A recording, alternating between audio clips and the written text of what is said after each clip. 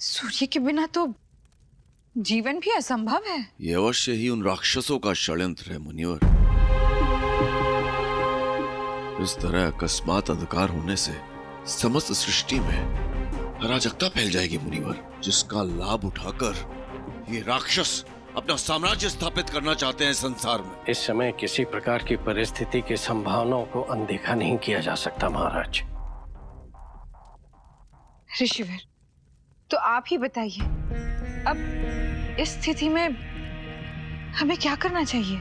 केवल एक ही है देवी अंजनी जो हमें इस संकट से उबार सकते हैं, और वो है महादेव। हे महादेव, आपकी इच्छा के अतिरिक्त सृष्टि का एक कण भी नहीं हिल पाता, और ऐसे में सूर्य का यूं अदृश्य होना आप ही की दिव्य लीला होगी प्रभु। परंतु इस कारण संपूर्ण संसार जिस संकट में आ गया है, उससे केवल आप ही हमें निकाल सकते हैं प्रभु। कृपा कीजिए प्रभु, कृपा कीजिए। हर हर महादेव, हर हर महादेव।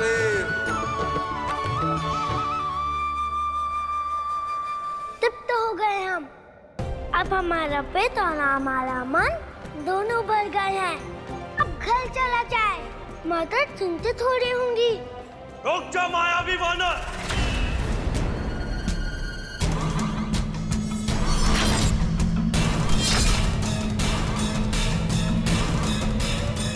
एक और दिव्य पुरुष आ गए हमसे लड़ने। कौन हो तुम? और यदि असत्य कहा तो इसी क्षण तुम्हारा अंत कर देंगे। सर्वप्रथम प्रणाम। दूसरी बात ये कि हम कभी असत्य नहीं कहते, माता ने मना किया है। तीसरी बात ये है कि कैसे नंदन अंजनी पुत्र मारुति हम। जिस शिशु के गर्भ मात्र में आने से ही पूरा संसार हिल गया, तो सोच लीजिए देवराज इंद्र कि जब वो बड़ा होगा तो क्या होगा। हमारा संदेह सही था।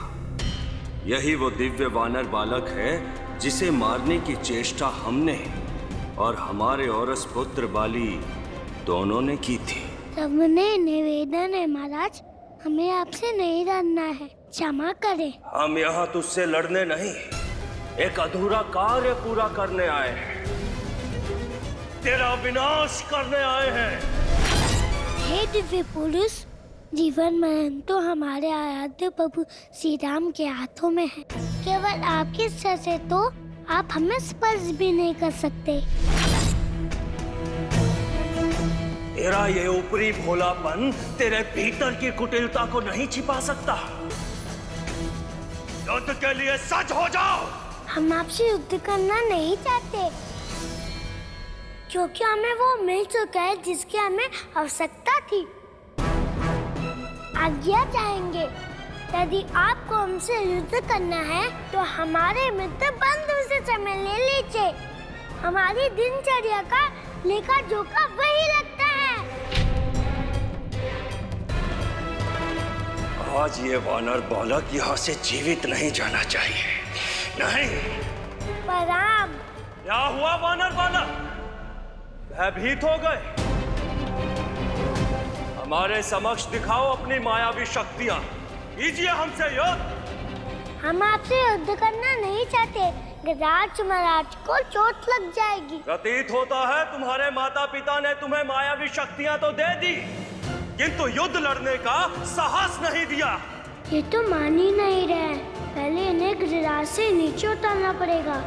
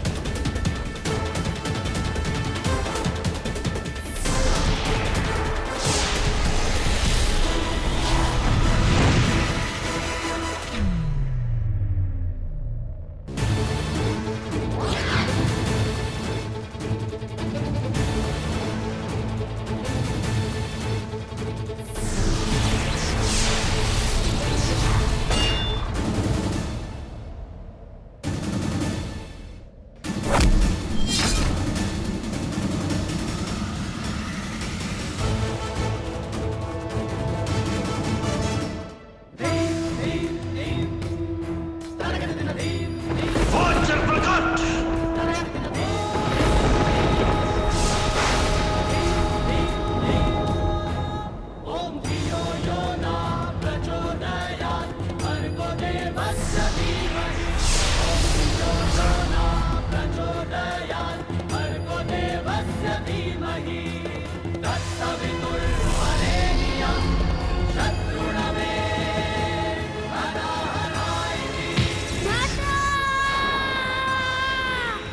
मारुति,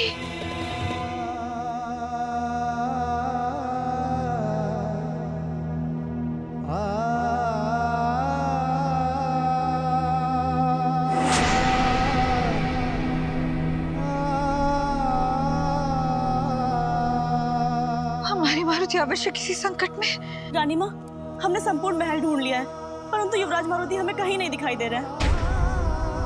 नहीं दिखाई दिए तो कहाँ है मारुति? संतान जब संकट में हो तो माता का हृदय जान लेता है। हमें आभास हो रहा है कि हमारे मारुति पर कोई भारी विपत्ति आई हुई है। देवी अंजलि, कृपया आप विचलित ना हो।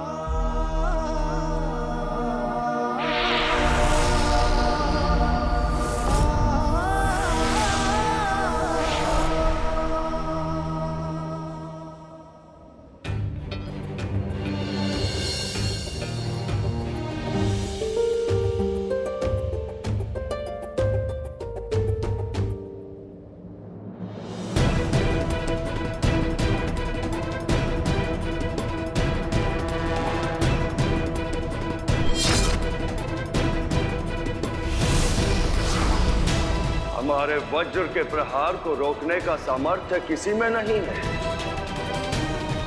आज हमने अपने मार्ग की सबसे बड़ी बाधा से भी मुक्ति पा ली।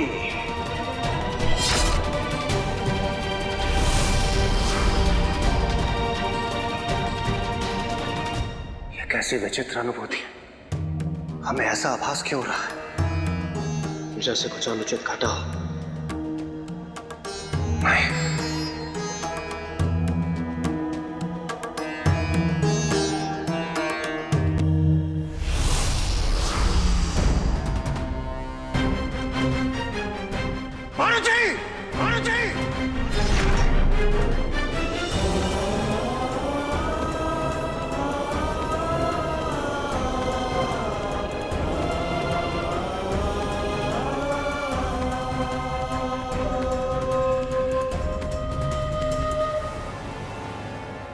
पुत्र, अपने नेत्र खोलो।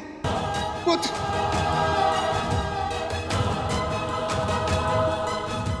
पुत्र अपने नेत्र खोलो। पुत्र, हमारा स्वर सुनिए। पुत्र, अपने नेत्र खोलिए। मारुति,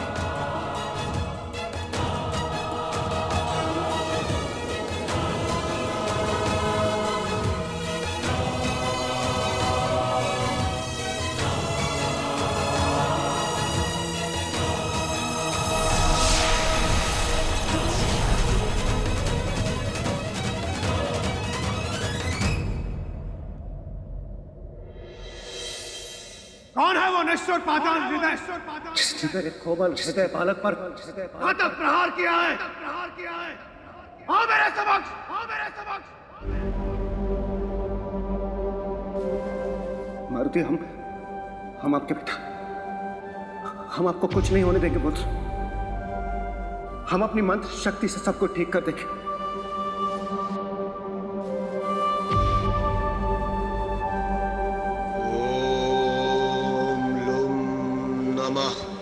ओम व्योम नमः।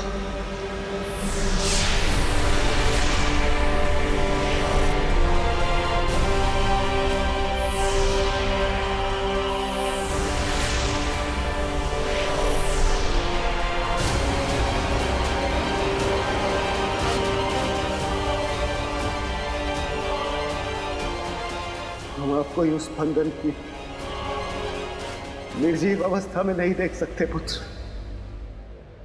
हम आपकी आंख खिली, आपकी चपलता पुनः देखना चाहते हैं। आपको उठना होगा मारुति, उठना होगा आपको।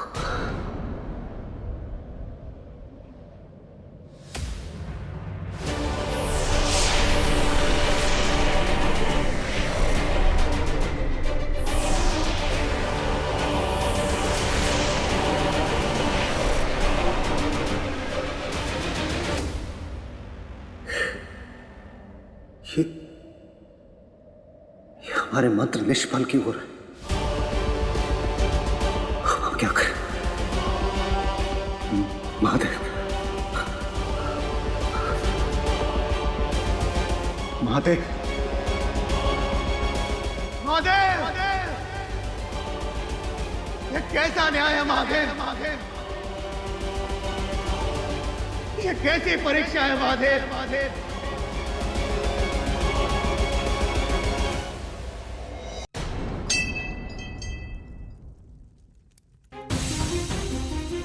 हे महादेव, हमारे मारुति आप ही की कृपा है, आप ही का आशीर्वाद है हम सबके लिए। अपने आशीर्वाद का मान रखेंगे ना? हमारे मारुति को सुरक्षित रखेंगे ना?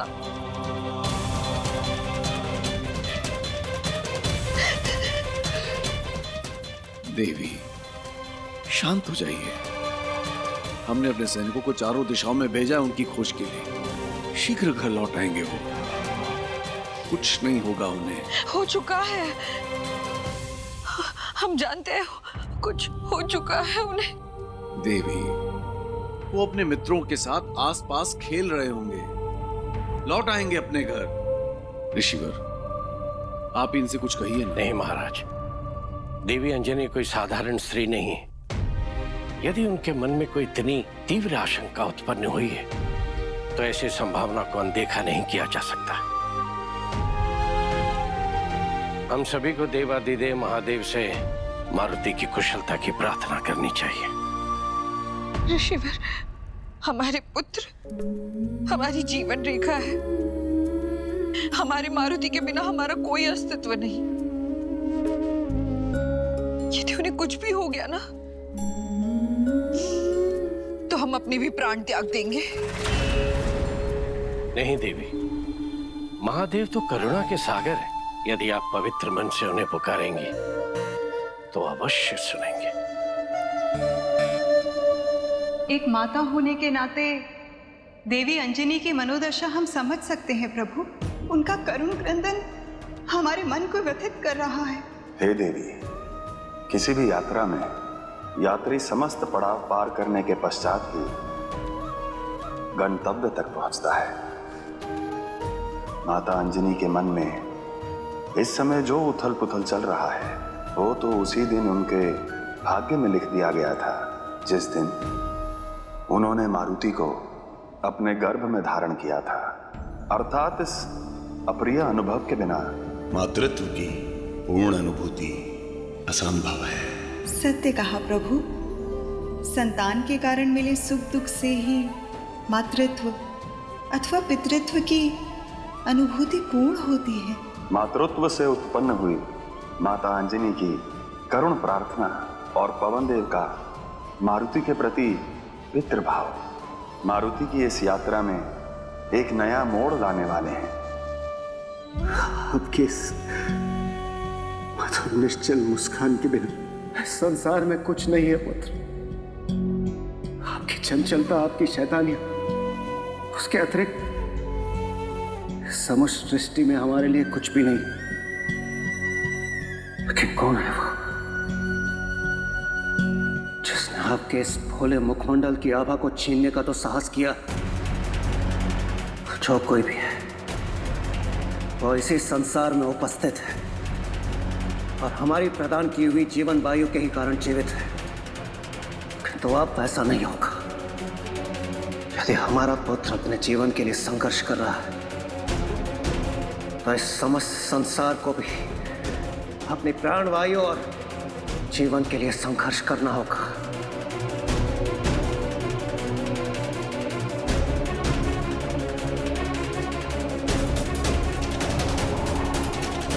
हम पवन देव समस्त मरुगणों को आदेश देते हैं। लोक परलोक, धरती आकाश, ग्रह नक्षत्र, समस्त संसार में होने वाले जीवन प्रवाह को अभी और इसी क्षण रोकते। हम इस समस्त संसार को पवन देव के को भुगतना ही होगा।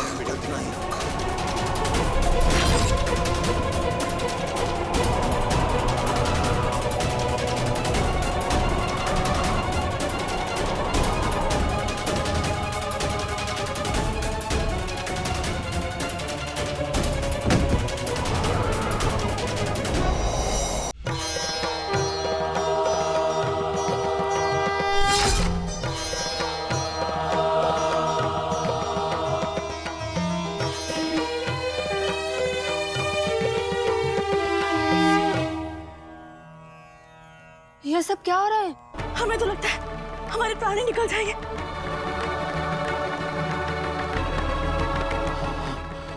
हम सांस नहीं ले पा रहे मुनिवर। एकाएक ये क्या हो गया? एक बार अपने पुत्र से मिल लेते तो।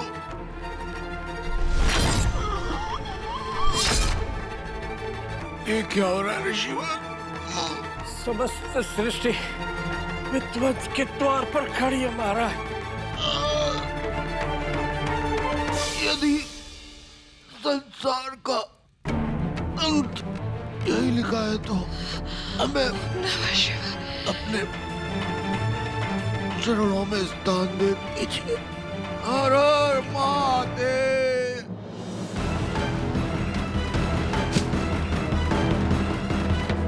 ऐसा प्रतीत हो रहा है जैसे पृथ्वी लोक पर हाहाकार मचा हो। नारायण नारायण। आइए देव ऋषि। ये सब आपके ही कर्मों का परिणाम है। ये आप क्या कह रहे हैं देव ऋषि? विधि का सरल विधान है कि प्रत्येक कर्म की एक ही प्रतिक्रिया होगी और एक ही परिणाम होगा। ये संकट उस हृदयहीन अधर्म का परिणाम है जो आप देवताओं ने उस अबोध बालक मारुति के संग किया है, विशेषकर इंद्रदेव आपने। परंतु देव ऋषि, प्रत्येक राजा का यह धर्म होता है कि वो आतताइयों से अपने राज्य की रक्षा करे। हमने भी उस मायावी वानर के विरुद्ध वही किया। लगता है सत्ता के लोभ में मति भ्रष्ट हो चुकी है आपकी, तभी इस अघोर अनुचित कर्म को आप उचित ठहराने का प्रयास कर रहे हैं। आप देवताओं के कारण असंख्य जीव जंतु अपनी अंतिम श्वास गिन रहे हैं। आप सभी पर गौ हत्या, ब्रह्म हत्या और जीव हत्या का पाप आएगा। और शीघ्र ही जब धरती पर जीवन समाप्त हो जाएगा, यज्ञ कर्म और पुण्य आचरण समाप्त हो जाएंगे, तो ये स्वर्ग लोक भी टिक नहीं पाएगा इंद्रदेव। क्योंकि आप सभी को शक्ति मिलती है उनके द्वारा की गई पूजा से, उनके द्वारा किए गए यज्ञों से, जिन्हें आप सब ने मृत्यु द्वार तक पहुंचा दिया है। नारायण नारायण। भूल तो हुई है हमसे देव ऋषि, परंतु अब भूतकाल में जाकर अपनी भूल को सुधार तो नहीं सकते, किंतु पश्चाताप द्वारा भविष्य को नष्ट होने से अवश्य बचा सकते हैं। आपने हमारे नेत्र खोल दिए देव ऋषि, अब आप ही कोई उपाय बताइए। अपने अहंकार और शक्ति के मध्य में आप ये भी नहीं जान पाए कि जिस मारुति पर आप प्रहार कर रहे हैं वो आप में से ही एक देवता पवन देव के औरस पुत्र हैं।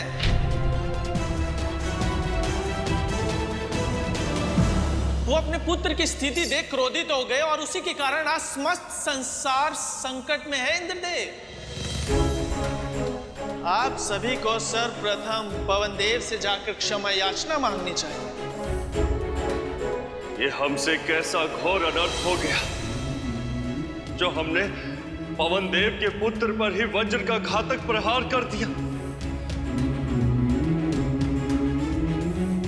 देवो, हमें शीघ्र चलकर पवन देव से क्षमा की भीख मांगनी होगी। आइए।